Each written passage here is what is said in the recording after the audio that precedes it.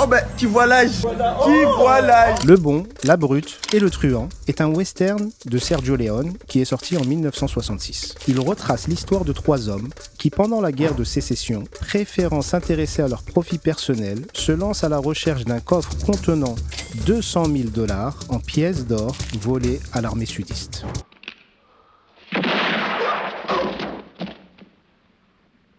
Quand on tire, on raconte pas sa vie. Lui, c'est Tuco, la Brute. Un personnage rustre et peu recommandable, qui paraît être le moins intelligent des 3. Pourtant, il nous offre dans ce film la phrase la plus philosophique du film. Si on travaille pour gagner sa vie, pourquoi se tuer au travail ?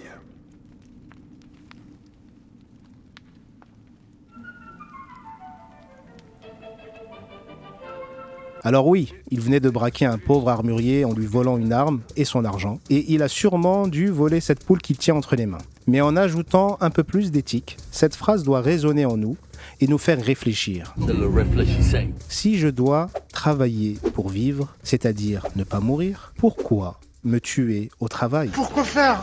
En islam, le but de la création de l'homme est l'adoration de son Seigneur. En vivant sur une terre où il doit survivre, certes, mais avec une éthique et surtout avec équilibre, tous les excès sont mauvais et blâmables. D'un point de vue spirituel, si je ne prie pas par exemple, et prétexte que je n'ai pas le temps ou que je dois travailler, alors j'ai un gros souci. Mais de la même manière, si je ne fais que prier et que je délaisse mes autres obligations, alors il y a aussi un gros souci. Je me dois de trouver un juste milieu, un équilibre dans toute chose. Bien que l'esclavage soit légalement aboli dans presque tous les pays du monde, combien de personnes se sentent prisonniers de leur travail ? Votre seule famille, c'est le travail. Il ne faut pas se laisser piéger par les illusions de notre époque moderne. Votre seul ami, c'est le travail. Le système actuel nous fait croire que la liberté est synonyme de richesse et que pour être riche, il faut travailler sans relâche, presque comme un esclave. Pourquoi vous travaillez autant ? Pour de vrai, au plus profond de vous. Pourquoi ? Vos réponses pourraient ressembler à celle-ci. La peur de manquer, le désir de transmettre quelque chose pour que les autres, votre famille par exemple, ne manquent pas ou ne manquent de rien. Pour fuir une situation. Vous allez fuir. Par exemple, vous pouvez fuir votre foyer, la maison. Vous attendez. Vous allez fuir.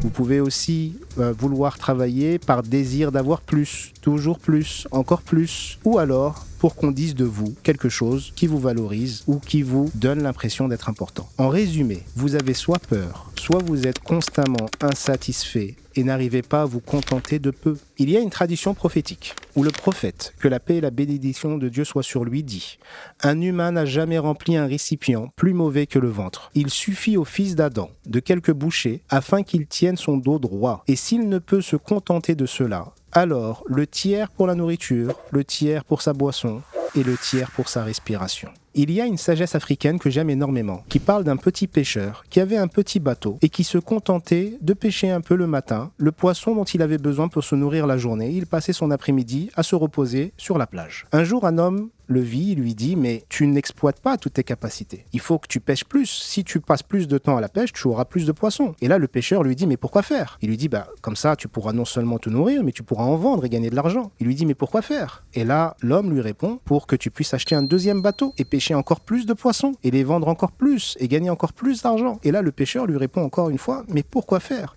Il lui dit, mais comme ça, tu pourras créer une énorme société, voire même à l'international, et vendre énormément de poissons un peu partout dans le monde, et tu deviendras extrêmement riche. Je suis riche. Et là, le pêcheur lui dit, mais pourquoi faire ? Il lui dit, mais une fois que tu seras extrêmement riche, tu pourras enfin te reposer et être détendu. Et là, le pêcheur lui dit avec un grand sourire, mais j'étais déjà détendu, moi, à la base. Je pêchais ce dont j'avais besoin, je ne manquais de rien, et je passais mon après-midi à me reposer sur la plage. Donc pourquoi faire tout ceci, alors que ce que tu me dis que j'aurai à la fin de toutes ces aventures, je l'ai déjà depuis le début. L'homme a du mal à se contenter de ce qu'il a, que ce soit peu ou beaucoup, alors que c'est une des clés du bonheur. Un sage a dit un jour, j'ai rencontré un jeune et il était triste d'être jeune et avait qu'une seule hâte, c'était de grandir. Puis j'ai rencontré un adulte qui regrettait sa jeunesse. Puis j'ai rencontré un célibataire qui n'avait qu'un seul désir, se marier. Puis j'ai rencontré des mariés qui regrettaient leur célibat. J'ai alors rencontré le riche et il se plaignait des soucis de la richesse. Puis j'ai rencontré des pauvres qui maudissaient la pauvreté et aspiraient à devenir riches. Le monde se divise en deux catégories. Ceux qui ne sont jamais satisfaits et veulent toujours plus tout en étant malheureux. Et ceux qui se contentent de ce que Dieu leur donne